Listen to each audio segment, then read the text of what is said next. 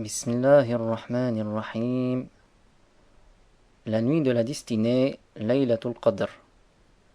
La louange est à Dieu, le créateur du monde, celui qui existe sans début, sans fin, sans endroit, sans comment et ne dépend pas du temps. Rien n'est tel que lui, et il est celui qui entend et qui voit. Quoi que tu puisses imaginer, Dieu en est différent, et que l'élévation de degré et la préservation de sa communauté et de ce qu'il craint pour elle soit accordée à notre maître Muhammad, Al-Amin, l'honnête, celui qui est appelé à la religion de vérité, l'islam, la religion de tous les prophètes, du premier Adam au dernier Muhammad. Allah Ta'ala dit dans le Coran honoré: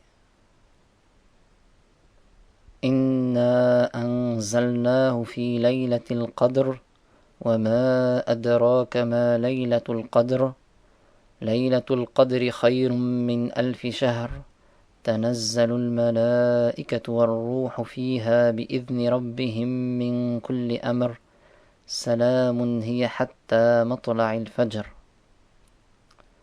Ce qui signifie: nous l'avons fait descendre pendant la nuit de Al-Qadr.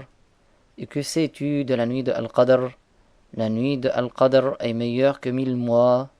Durant celle-ci, les anges descendent ainsi que Jibril, sur ordre de leur Seigneur, pour toutes choses prédestinées par Allah jusqu'à l'année suivante. Elle est paix et salut jusqu'à l'apparition de l'aube. Surat Al-Qadr. Allah Ta'ala a spécifié ce mois de Ramadan parmi les autres mois. Dans ce mois béni, le Coran a été descendu, ainsi Al-Injil a été révélé à Isa, fils de Maryam, et dans ce mois aussi At-Tawrah a été révélé à Moussa, fils de Imran. Cette sourate éminente montre que la nuit de Al-Qadr, nuit de la destinée, possède un grand mérite.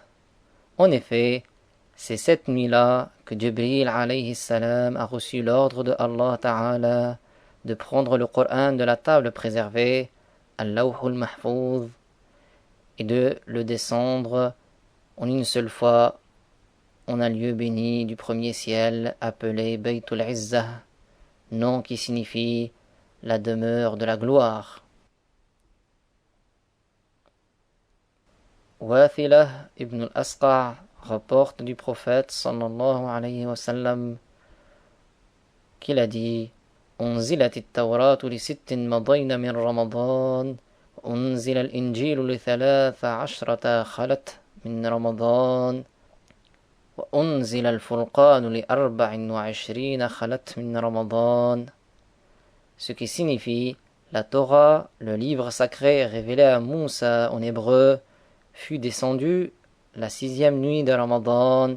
L'évangile, le livre sacré révélé à Isa en syriaque, fut descendu la 13e nuit de Ramadan, et le Coran fut descendu la 24e nuit de Ramadan.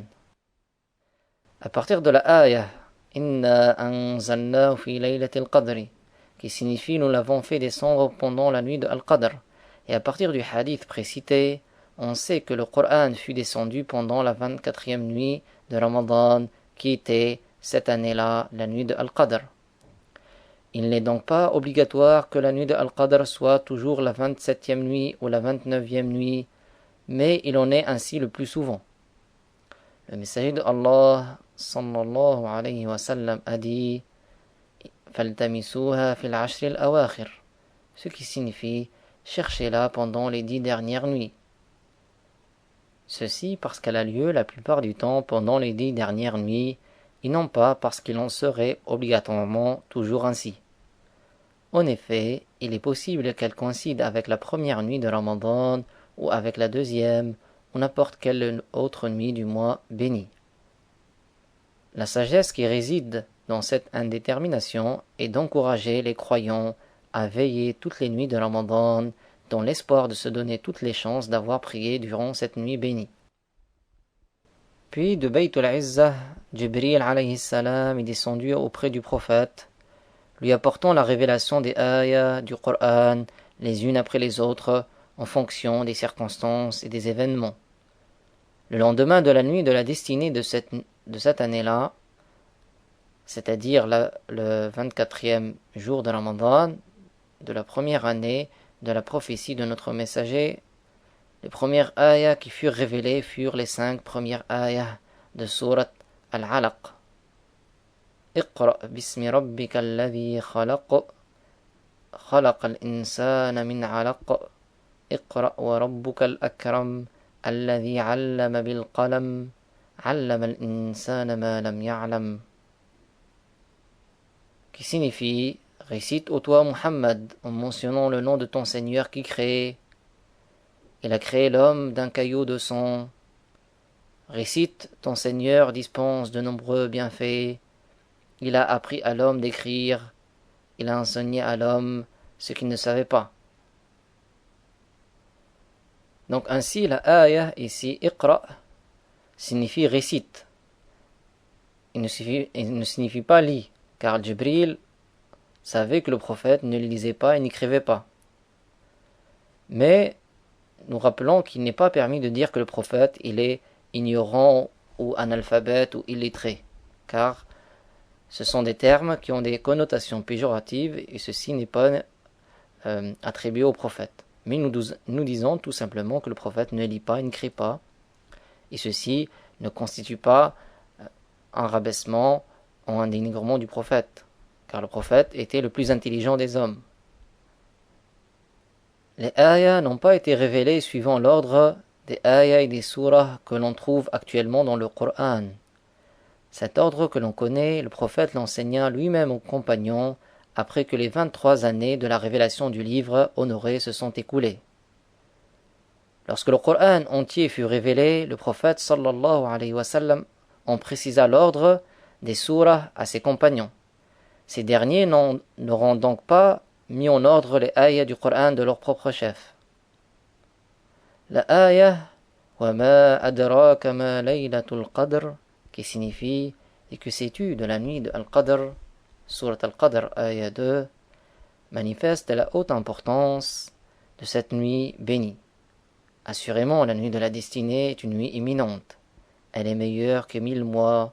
Allah Ta'ala dit Laylatul Qadri khayrun min alfi shahr, ce qui signifie la nuit de Al-Qadr est meilleure que 1000 mois.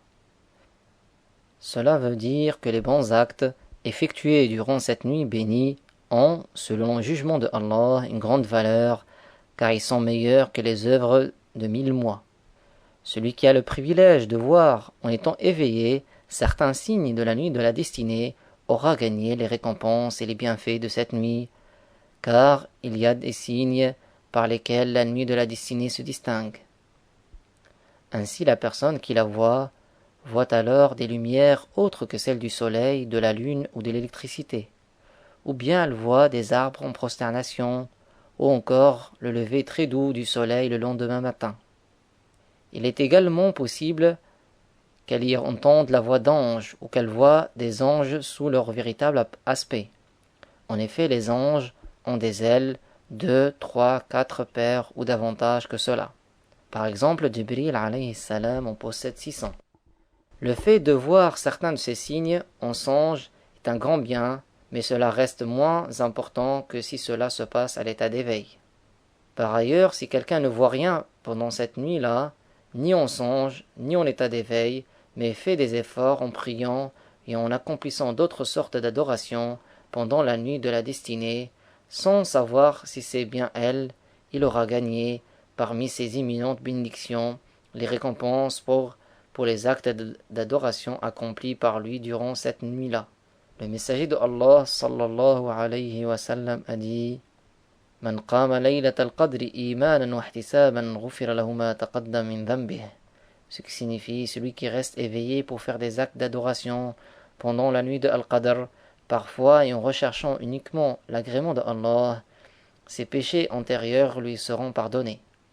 La veillée en adoration durant la nuit de la destinée s'effectue en accomplissant la prière, que le nombre de rak'a soit petit ou grand. Il est à savoir que la prolongation de la prière en récitant le Coran est meilleure que la multiplication du nombre des prosternations sans faire de longues récitations. Celui à qui Allah accorde par sa volonté le privilège de faire des invocations au moment où certains des signes de cette nuit sont vus, trouvera en cela un signe que son invocation a été exaucée. Combien de gens ont été heureux suite à l'exaucement de leur invocation faite cette nuit-là. Allah Ta'ala dit تنزل الملائكة والروح فيها بإذن ربهم من كل أمر. Ce qui signifie, durant cette nuit, descendent les anges ainsi que Jibril sur ordre de leur Seigneur pour toute chose prédestinée par Allah jusqu'à l'année qui suit. Donc Ar-Ruh Al-Amin est le nom de notre maître Jibril alayhi salam. De plus, il est rapporté que le messager d'Allah sallallahu alayhi wa sallam a dit إذا كانت ليلة القدر نزل جبريل في كبكبة أي جماعة من الملائكة يصلون ويسلمون على كل عبد قائم أو قاعد يذكر الله فينزلون من لدن غروب الشمس إلى طلوع الفجر. Ce qui signifie, lors de la nuit de Al-Qadr, Jibril descend avec un groupe d'anges pour toute personne debout, assise, occupée à évoquer Allah. Ils implorent la miséricorde de Allah en sa faveur et la saluent. Ils descendent à partir du coucher du soleil et restent jusqu'à l'apparition de l'aube. Ils descendent donc pour réaliser ce que Allah a prédestiné pour toute l'année, tel que la répartition de la subsistance aux créatures et le terme de leur vie, et ce jusqu'à la nuit de la destinée de l'année suivante. C'est donc une idée fausse de croire que cela se passe durant la nuit de la mi-Sha'ban. La nuit en question est bien la nuit de la destinée, tel que l'a dit Ibn Abbas, l'exégète du Coran par excellence, que Allah l'agrée ainsi que son père. En effet, au sujet des ayats 3 et 4 de Sourate Ad-Dukhan, Inna anzalnahu fi laylatin mubarakatin inna kunna munzirin fiha yufraqu kullu amrin hakim, qui signifie nous l'avons fait descendre en une nuit bénie, nous sommes en vérité celui qui avertit, durant cette nuit-là, tout ordre sage est décrété. Ibn Abbas a dit, il s'agit de la nuit de la destinée.